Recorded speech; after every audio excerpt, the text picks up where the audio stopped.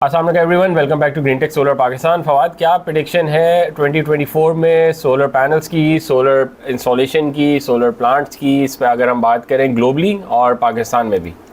पाकिस्तान में solar panels 2024 में भी आपको मिलेंगे, जिस तरह आपको पिछले 5-6 सालों में मिले हैं, और आपको वही वाले मिलेंगे जो पिछले 5 से 6 सालों में मिले हैं, क्योंकि पाकिस्तान में कोई चेंजिंग नहीं आई।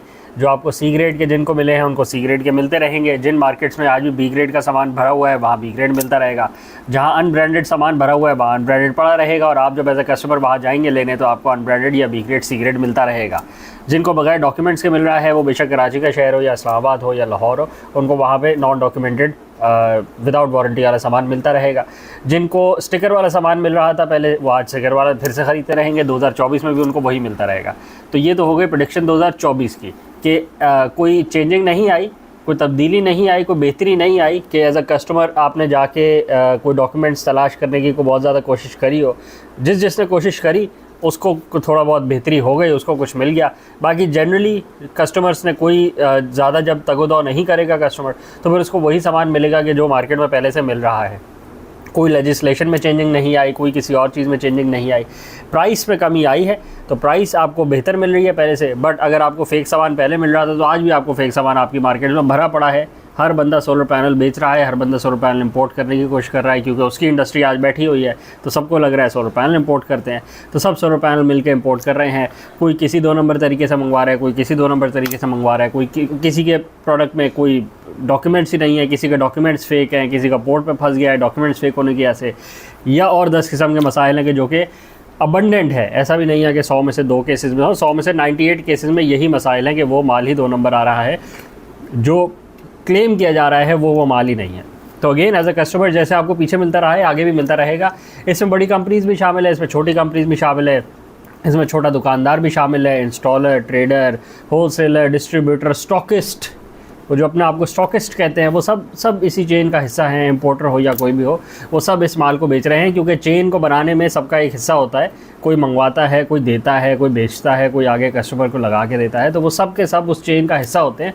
ऐसे नहीं होता कि सिर्फ एक बंदा कल्प्रेट हो, वो पूरी चेन ही कल्प्रेट होती है। और एट दी एंड कस्टमर पे भी ब्लेम आता है कि वो उसका तो टाकरा आखिरी बंदे से हो रहा है जिससे वो ख़रीद रहा है। वो जब उससे ही अपनी ड्यू डिलिजेंस नहीं करता, डॉक्यूमेंट्स नहीं लेता, डॉक्यूमेंट्स वेरीफाई नहीं करवाता, फिर डॉक्यूमेंट्स में सीरियल नंबर तलाश नहीं करता, तो अगेन फिर बाकी पिछले वालों को क्या रोना है?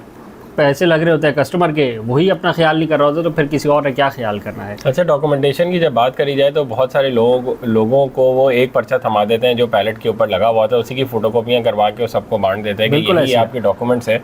और डॉक्यूमेंट्स का जो वर्ड है उसमें वो उनको डॉक्यूमेंट मिलता है, डॉक्यूमेंट भी नहीं, एक पेज मिलता है, एक पेज। अब आवाम का मसला ये है कि वो इसी को ही डॉक्यूमेंट समझ बैठते हैं। तो थोड़ी सी अकल करें, बट थोड़ी सी समझ करें कि डॉक्यूमेंट्स और एक पेज में फ़र्क होता है।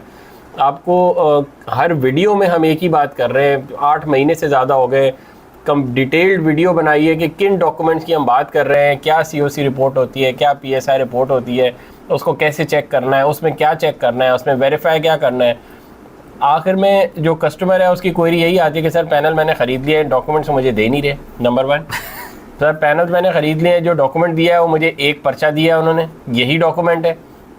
सर पैनल मैंने ख़रीद लिए हैं, 1 पेज की COC दे दिया उन्होंने मुझे, PSI भी नहीं दे रहे। सर पैनल मैंने ख़रीद लिए हैं, कंटेनर आ गया, कह रहे हैं डॉक्यूमेंट्स नहीं पहुँचे अभी तक, जब डॉक्यूमेंट्स चाइना से आएंगे तो फिर हम देखेंगे क्या करना है। इस तरह के हीले बहाने हैं, पेमेंटें हो चुकी होती हैं, डॉक्यूमेंट्स होते ही नहीं हैं। और वो अच्छा, छठी बात, अगर कोई बेचारा ले ही आए डॉक्यूमेंट्स वाला सामान और वो अपने इलाके में लेके पहुंच जाए, तो वहीं उसकी लानतान शुरू हो जाती है कि हो गया तुम्हारे साथ जो होना था। मतलब बिल्कुल ही छोटे लेवल की बातें हैं, और पता नहीं किन चक्रों में पड़े हुए हैं कि बजाय इसके कि हम अपने आप को ठीक कर लें। देखिए कोई मसला नहीं है ना, अगर दुकानदार या कोई भी बेचने बैठा हुआ है उसको तो बेचने से गर्ज है। अगर वो सही चीज़ बेच देगा या डॉक्यूमेंट्स वाली चीज़ बेच देगा तो जिसको वो बेच रहा है उसका भी फ़ायदा हो जाएगा। अगर वो स्मगल वाली चीज़ बेच बैठेगा या जिसकी वारंटी नहीं है या जो पैनल नहीं चलेगा 25 साल वो बेच देगा, तो जिसको वो बेचेगा नुकसान तो उसका होगा ना, क्योंकि A प्रोडक्ट हो या B प्रोडक्ट हो, दुकानदार ने तो दोनों में अपना मार्जिन रख लेना है, इसको तो मार्जिन से कर्ज है, पर जिसने ख़रीदा नुकसान तो उसका हो गया। तो जो बेचने वाला है अगर वो थोड़ी सी ड्यू डिलिजेंस कर ले और काम को आसान कर दे ख़रीदने वाले के लिए, तो बहुत से लोगों का फ़ायदा हो सकता है। समझने की बात है, अगर इतनी सी बात समझ आ जाए तो प्रॉफिट तो आपको इसमें भी मिलना है, प्रॉफिट आपको उसमें भी मिलना है, ऐसा नहीं है कि जो जेन्युइन सामान लेंगे वो आपको मुश्किल हो जाएगा बेचना। एक ही रेट चल रहा है दोनों का अल्हम्दुलिल्लाह। विदाउट डॉक्यूमेंट्स भी आपको वही मिलते हैं रेट और विद डॉक्यूमेंट्स भी वही मिल रहे हैं आजकल तो। और आजकल तो बिल्कुल एक आधे रुपए का फ़र्क हो गया, तो उसमें तो बिल्कुल ही आपको पता ही नहीं चलता कि वो असली माल है या जेन्युइन माल है। बंदा भी हिल जाता है कि यार वो 1 रुपया सस्ता दे रहा है, चलो मैं वहीं से ले लेता हूँ।